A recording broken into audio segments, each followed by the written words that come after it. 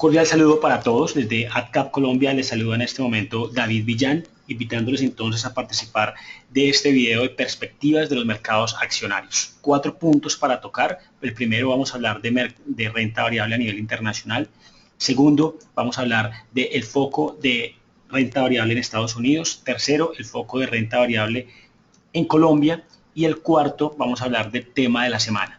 Un tema que siempre estamos escogiendo para profundizar en algo que es de interés para todos. Esta foto y esta presentación nos enmarca lo fundamental de la semana. Por un lado, Estados Unidos con la reunión de la Fed, por otro lado, Japón y por otro lado, petróleo, de los cuales vamos a hablar un poco de manera general en estos momentos. Entonces, empezamos hablando por el petróleo. Digamos que la cotización del petróleo se movió de manera alcista, nueva semana nueva de reacción. En el corte de la semana subió el 5.3% el petróleo y esto contribuyó a que los mercados emergentes también tuvieran una reacción positiva. En este caso, los mercados emergentes encabezados por China y medios por este ETF de los mercados emergentes, el EEM, subió el 4.9%, un ETF que venía en tendencia bajista y que, dada la reacción que ha venido teniendo el petróleo, China y los mercados en general, los mercados emergentes han venido teniendo una reacción importante. Estos mercados emergentes están encabezados por China, Corea, de esta manera otras participaciones de otros emergentes también, pero en su mayoría por esos dos países, y el comportamiento en los emergentes se ve positivo. Esto es importante porque cuando vemos mercados emergentes que van creciendo, también nos dan una idea de que nosotros como mercados emergentes en Latinoamérica también tenemos tendencias a poder reaccionar. Uno ve que la correlación entre los mercados emergentes y nuestro mercado, específicamente el Colcap, tiene una correlación alta, así que también tenemos una correlación alta con el petróleo y pues todo esto se une para dar un punto de vista mejor para la renta variable a nivel de mercados emergentes. Básicamente crecieron las especulaciones de una reunión entre la OPEP y la no OPEP. Por un lado Rusia, por otro lado Arabia también, por otro lado Irán, mencionando de que ellos no participarían en una posible reunión. Entonces son noticias que van saliendo de un productor de la OPEP, de otro productor de la no OPEP, del secretario de la OPEP hablando de posibilidades de que esto se traduzca en recortes, de posibilidades de Arabia de mencionar de que estarían dispuestos a bajar el 5% de la producción, y todo esto generó señales alcistas para la cotización, en medio de que también hubieron señales bajistas como inventarios altos que se presentaron en la semana, unos inventarios bastante por encima de las expectativas. Igualmente, reportes de exportaciones altos de Irak, así como la OPEP, que reportó un mes de enero con una producción bastante alta por encima de producciones anteriores.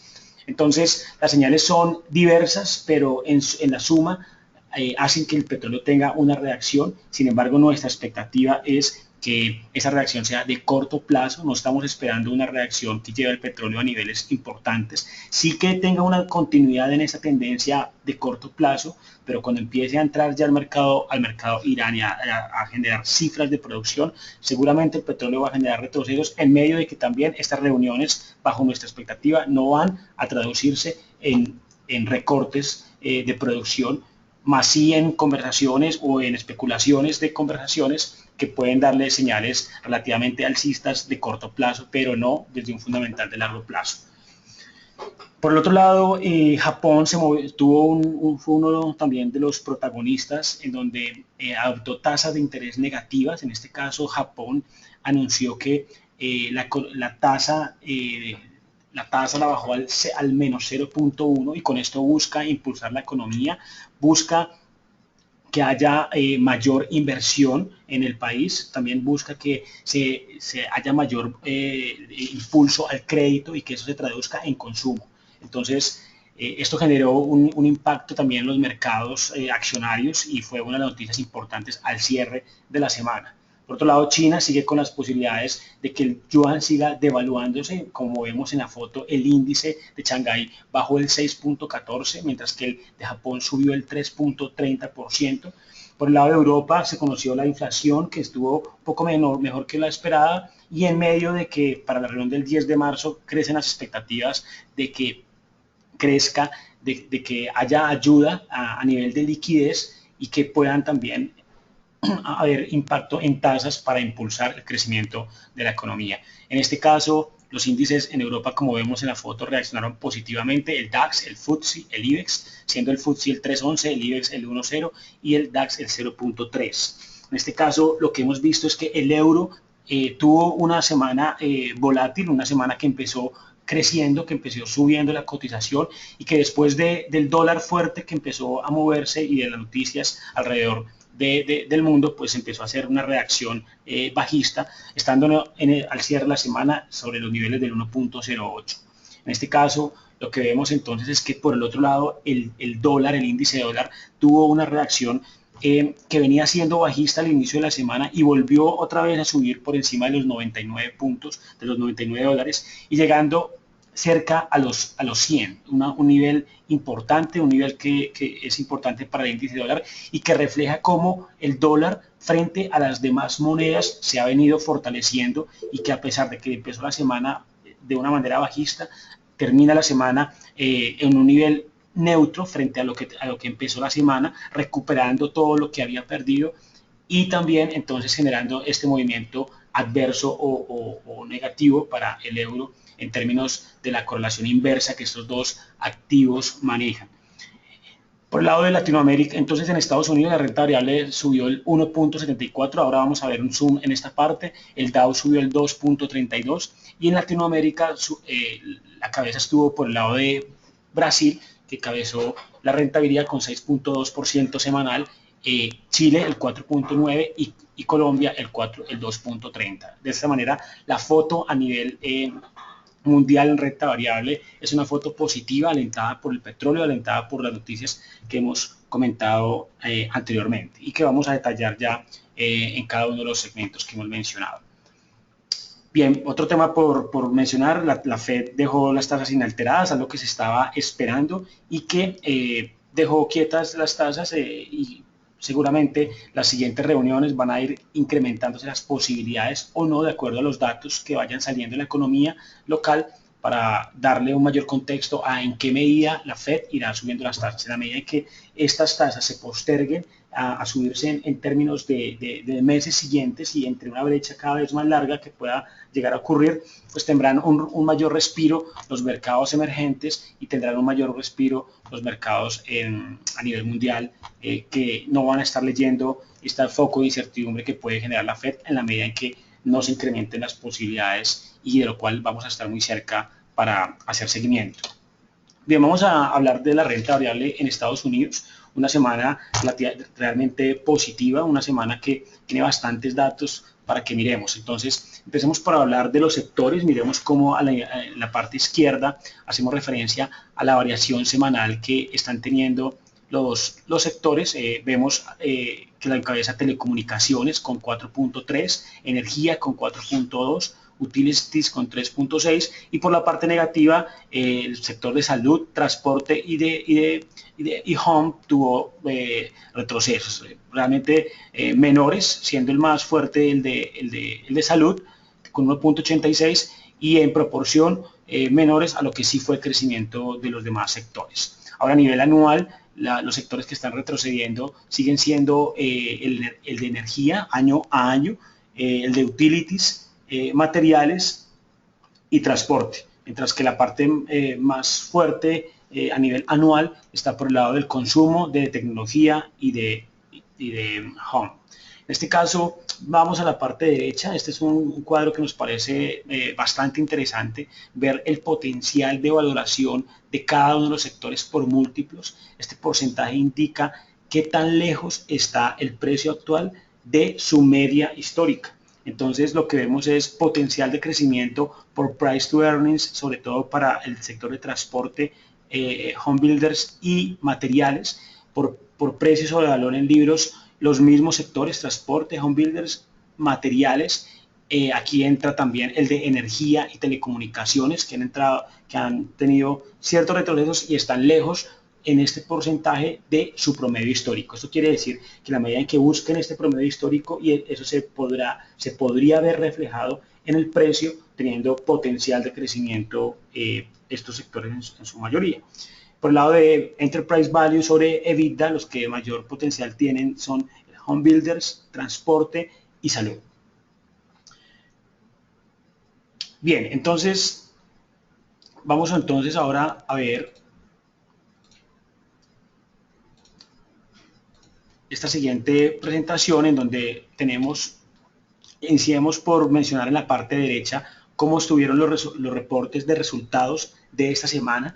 Una semana que, como vemos, lo que tenemos aquí es cada uno de los días, las empresas, la utilidad por acción que tenía cada una de esas empresas, lo que tenía estimado cada una por parte de los analistas, lo que los analistas estimaban iba a reportar, y al final la variación que tuvo frente al dato reportado, ¿cierto? El dato reportado frente al estimado. Entonces, el reportado aquí en el actual frente al estimado.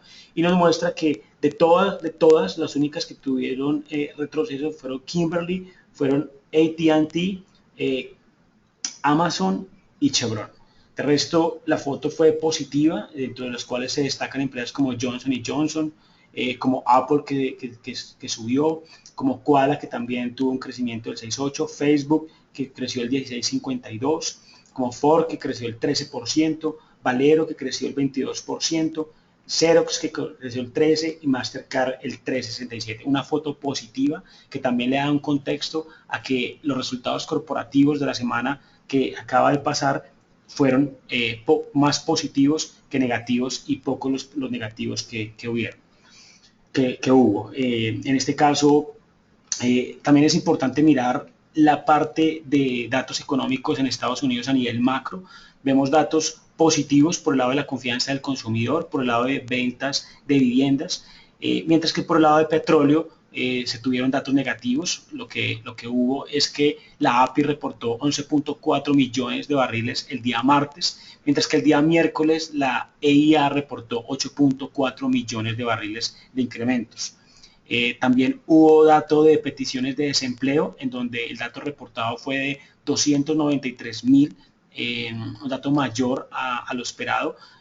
Tasas de interés de la Fed que se mantuvieron constantes en el 0.50 y hubo peticiones de desempleo en donde estuvieron con 278 poco por debajo de la estimación.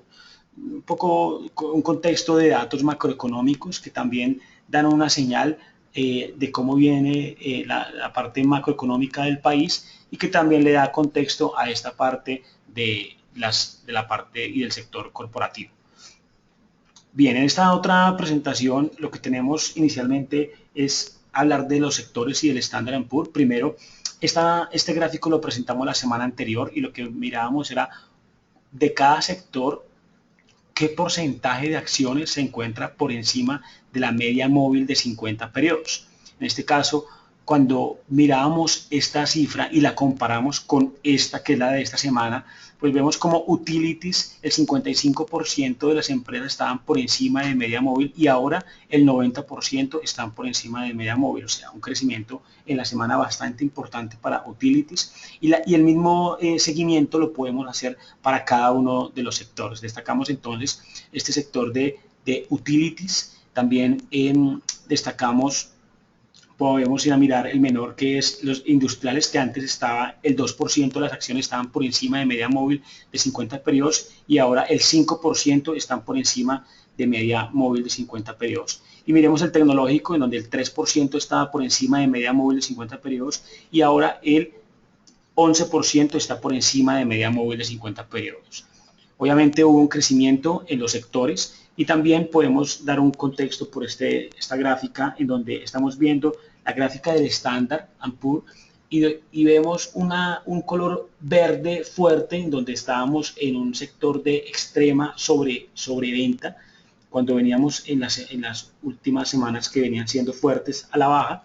Y ahora el índice, a pesar de estar todavía casi 3% por debajo de la media móvil de 50 periodos, pues ha ido saliendo del sector de extrema sobreventa y se ha ido introduciendo en un sector de sobreventa cerca a salir a un sector neutral que podría darnos un contexto diferente. Por el momento entonces, también la temporada de resultados que se espera para los siguientes periodos o siguientes trimestres tiene una tendencia alcista, pensando que los earnings van a venir siendo mejores cada vez y esto nos da también un contexto de que podría empezar a presentarse en las próximas semanas con reacción, la cual ya venimos de una segunda semana y ahora en la gráfica técnica la vamos a contextualizar en términos de precios y de la expectativa técnica que tenemos.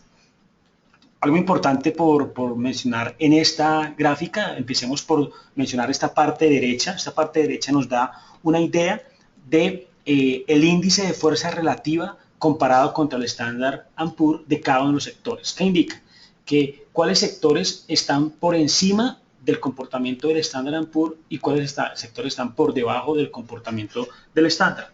¿Qué vemos? Que el sector de consumo por este sector, por este lado y por este lado ha mostrado un comportamiento por encima del comportamiento del Standard & Poor's. Cada uno de los puntos azules muestran situaciones en donde hubo intervenciones de la Fed, del Banco Central. De esta manera también se podría evidenciar que tanto pudo ese dato hacer que se incrementara la diferencia del sector frente al estándar o se redujera para cada uno de estos puntos azules que trazamos. Entonces, ¿cuáles sectores están por encima en su comportamiento del comportamiento que tiene el Standard & Poor's? Entonces, este sector de consumo, el sector tecnológico por este lado y el sector de telecomunicaciones. Son sectores que vienen siendo sectores en donde ha habido refugio de los inversionistas y donde son sectores que han venido teniendo crecimiento. Ahora, ¿cuáles tienen un mayor decrecimiento? El sector de energía frente al estándar, el sector financiero, este es un marco de tiempo de un año, el sector financiero, el sector de materiales, estos tres sectores: materiales, financiero y industrial. Ahora, el sector que está neutro es el sector de salud y un poco el sector de utilities, casi llegando a un sector neutro. Bueno, este es un contexto interesante para ver cómo se están comportando los sectores, y esto mismo lo llevamos ahora a una gráfica, a una tabla que habla de las empresas del Dow. Aquí tenemos a Apple, American Express, Boeing, bueno, todas las empresas del Dow. Es muy interesante ver nuevamente en verde fuerte, sector de fuerte sobrecompra, sector verde claro, un sector de, fuerte sobreventa, un exceso de venta, verde claro, un exceso, una venta menor, pero igual en un porcentaje de venta, un sector neutral en color, sin color verde ni rojo, y cuando entramos al color rojo entraríamos a un sector de sobrecompra leve y sobrecompra fuerte. ¿Qué estamos viendo? Estamos viendo cómo las acciones se han ido desplazando de ese sector de fuerte sobreventa al sector en su mayoría de sobreventa o de términos neutros. Veamos, por ejemplo, cómo Johnson & Johnson es de las que mayores desplazamientos tiene, como McDonald's ya está en un sector más de sobrecompra, como Procter & Gamble también se ha movido de un neutral a un sobrecompra, y como las que estaban en fuerte sobreventa, como las que estaban en fuerte sobreventa se han ido desplazando lentamente a un sector de sobreventa. Bien, entonces esto nos da una idea también de cómo se ha ido moviendo el mercado y que nos da un contexto de cómo ha venido siendo la reacción en cada una de las acciones. Esta presentación la van a tener para que puedan revisar con más detalle. Ahora, a nivel ya de datos corporativos, los principales datos estuvieron por el lado de Sony, ganancias que estuvieron creciendo 33.5%, superando expectativas.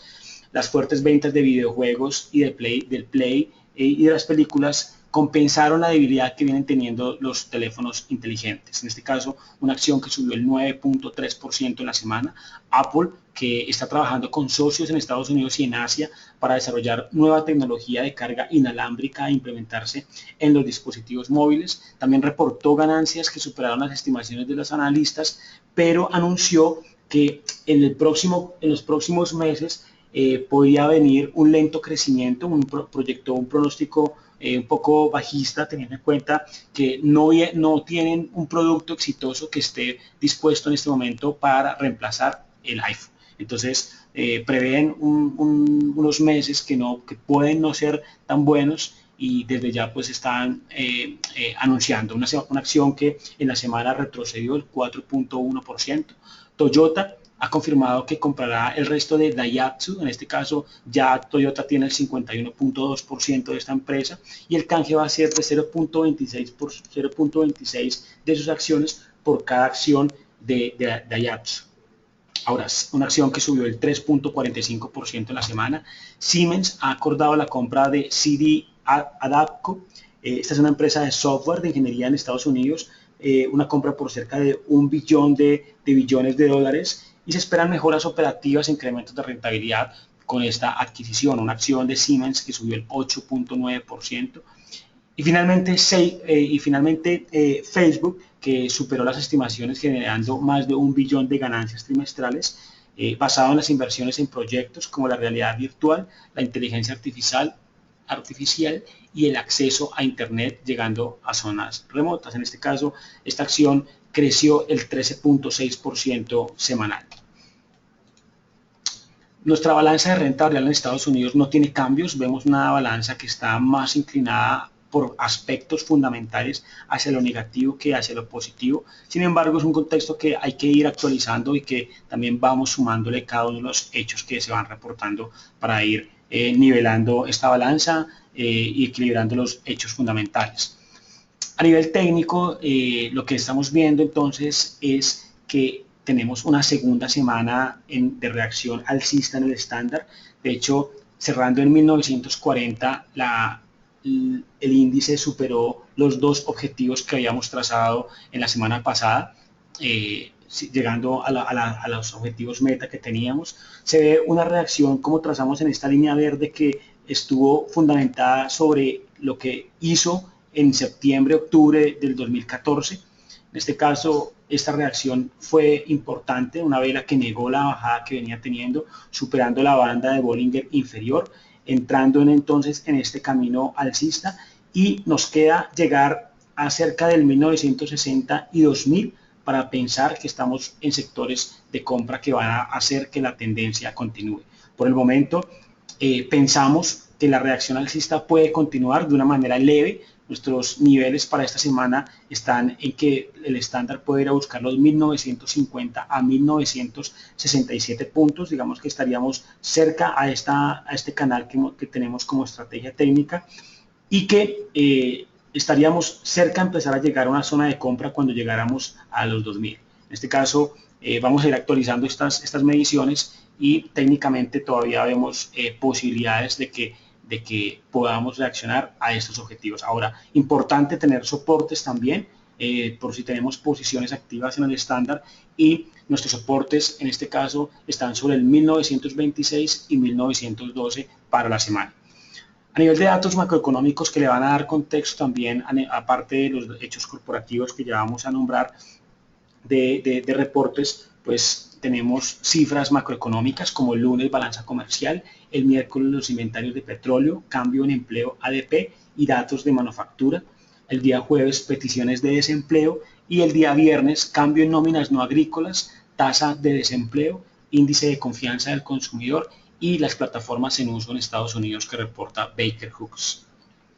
Bien, finalmente para la parte de Estados Unidos, el calendario de esta semana nos muestra que el día martes tenemos reporte de esas empresas. Aquí lo que tenemos es cuál es la utilidad por acción actual, cuál es la estimada y cuánto se espera que varíe una con otra, para que con base en la utilidad que reporten la comparamos contra la estimada y tendremos un contexto de si fue mejor o no tan buena frente a la estimación que se tiene por parte de los analistas. En este caso, entonces, tenemos este reporte de resultados, Exxon, importante el día martes. Por el lado del miércoles, General Motors, MetLife, y por el lado del jueves tenemos a Conoco y Lazard. Bien, cerramos esta parte de renta variable en Estados Unidos y nos introducimos entonces ahora en la renta variable en Colombia. Empecemos diciendo que el índice reaccionó por tercera semana consecutiva, el 2.04 en este caso. Acciones de petróleo estuvieron encabezando la reacción alcista, Pacific con el 3.5, Canacol con el 10.7, Importante reacción de Grupo Argos, importante reacción también de Cementos Argos, de Suramericana, que continúa la reacción alcista y que cada una de estas empresas van rompiendo las resistencias que hemos ido trazando y que nos van dando un contexto positivo de crecimiento. Nutresa, que continúa en el rally que ya hemos ido mencionando también. Bancolombia, también una de las acciones que hemos tenido perspectivas positivas, también reacciona en la semana. Y por el lado negativo, entonces, tuvimos un retroceso fuerte, sobre todo en lo que fue Cemex, Latam Holdings, la empresa de energía de Bogotá, Bolsa de Valores, Banco Bogotá, como las que mayor retroceso tuvieron, siendo el retroceso más fuerte el de Cemex, pero no tan fuerte como el crecimiento que se presentó por la parte alcista. Por el lado de los datos macroeconómicos, fue una semana que tuvo datos importantes. Lo primero es que el gobierno anunció que su estimación para precio de petróleo ya no son $50 como lo tenía anteriormente, sino 34.3, algo mucho más realista. El Banco de la República el día viernes, importante, bajo la expectativa que teníamos, subió 25 puntos básicos la tasa y lo ubicó en 6%. Por otro lado, la tasa de desempleo el día viernes también se reportó en 8.9% para el 2015 y es importante destacar que esta es la tasa de desempleo más baja en los últimos 15 años. 8.9% es el reportado para el 2015. Abajo, unas cifras vigentes que están de los datos más importantes que tenemos a nivel macroeconómico. Bien, en esta parte lo que vemos entonces son los sucesos corporativos más relevantes de la semana. Son 4 empresas las que tuvieron datos importantes. La primera es Isagen. En este caso, varias noticias de Isagen se presentaron. Entonces, lo que tenemos es que Isagen debe pagar una deuda por adelantado de 367 millones por un crédito que tiene con OPIC. Esto ya formaba parte de su deuda. Ahora lo que tiene que hacer es pagar por adelantado esta deuda bajo el término de contrato que se tenía dado la venta que se hizo de la participación del gobierno a Brookfield. También se admitió una demanda por un grupo de senadores y esos senadores esperan que el proceso pueda frenarse. Es la expectativa que manejan, pero realmente vemos un proceso andando bajo las fechas que se han ido estipulando. Brookfield, por el lado de la empresa compradora, el día viernes 22 de enero se decretó como la fecha, como ese día la fecha de cierre. En este caso, esta empresa transfirió a Nueva York los recursos y lo que se tiene de expectativa es que estos recursos vayan entrando de manera gradual.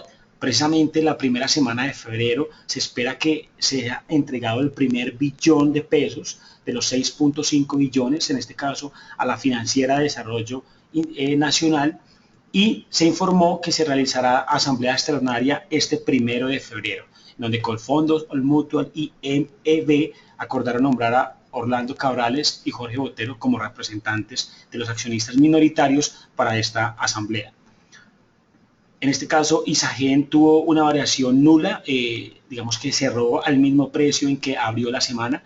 Por el lado de Ecopetrol, creció en la semana el 0.98%.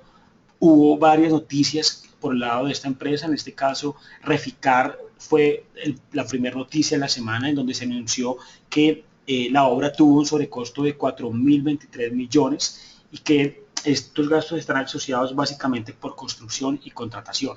En este caso, la Contraloría está iniciando todas las acciones para ir a identificar las posibles irregularidades que esto pueda tener.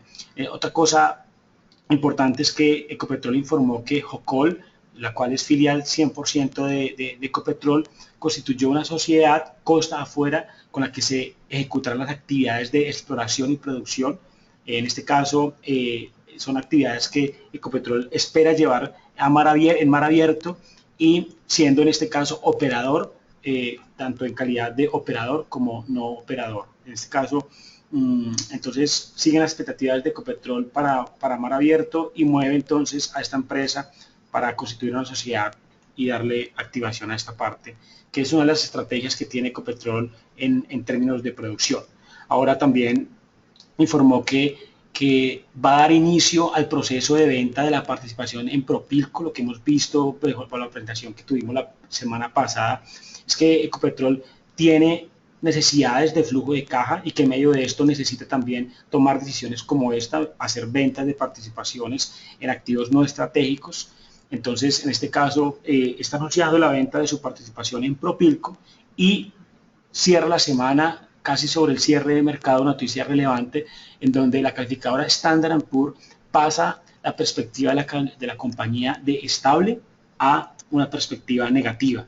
En este caso mantiene la calificación en BBB, pero el outlook de la compañía lo baja a negativo del estable que tenía anteriormente. Esta noticia no movió mercado al cierre del día viernes y esperamos a ver cómo va a moverse el mercado cuando ya tenga un poco más de contexto sobre esta noticia y cuando veamos también cómo va a ser el comportamiento del precio del petróleo el día lunes. Es importante ver que el día lunes y para iniciar la semana vamos a tener reportes de China, una semana que China va a tener bastante movimiento por el lado de datos macroeconómicos como los datos de manufactura y otros datos que van a darle contexto al mercado y que también pueden influenciar de manera positiva o negativa el petróleo y asimismo nuestro mercado.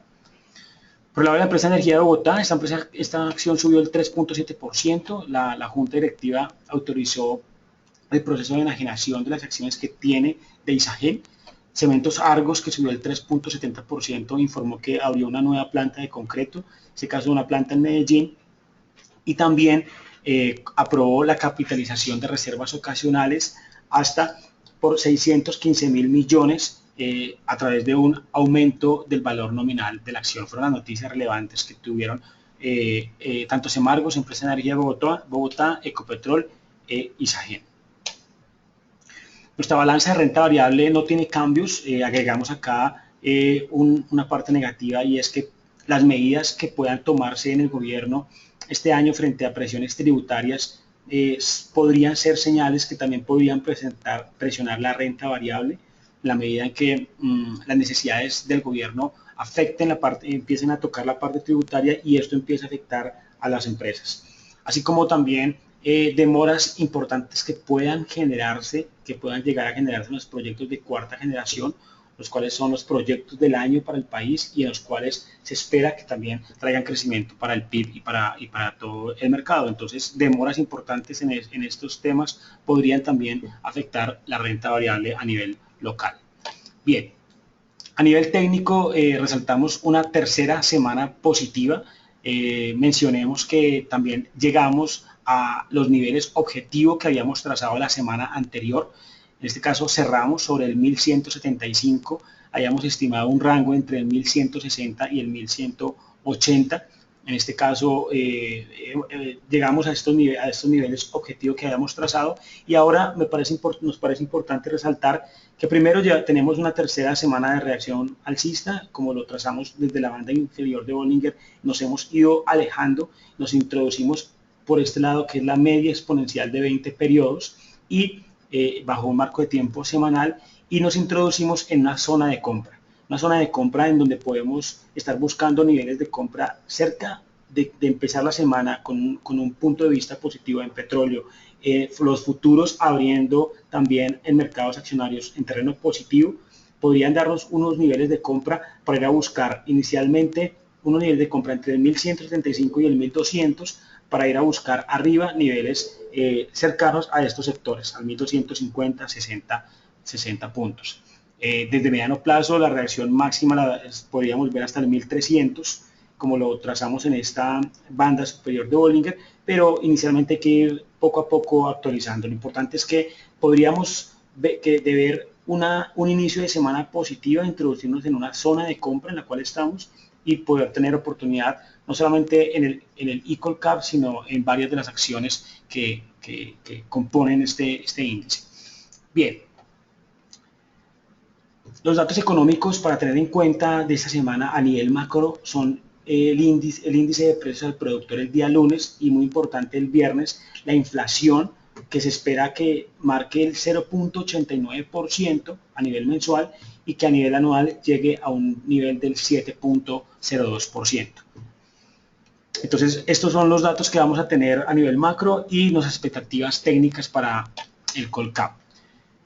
Bueno, cerramos entonces esta sesión con el tema de la semana. En este caso, el tema de la semana es la estructuración de un portafolio de 3 acciones que estamos generando una sugerencia, estamos evidenciando cuáles son los argumentos que tenemos para fundamentar la estructuración de este portafolio.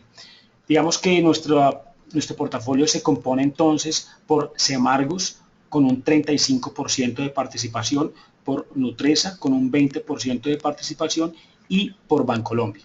En todas estas 3 empresas vemos unos aspectos fundamentales, para empezar por ellos, positivos, y que podrían darnos un contexto de que también pueden contribuir en el año a generar un upside adicional al que ya han venido teniendo cada una de esas 3 empresas que ya vienen haciendo una reacción positiva en este inicio de año, después de que, como sabemos, el final de año fue un final con retrocesos importantes. Hay que tener en cuenta entonces acá que hemos incluido unos precios objetivos para estas acciones. Semargos cerca de los 10.500, eso es un target a 12 meses. Nutresa por el lado de los 24.900. Bancolombia por el lado de los 25.800, la preferencial Bancolombia.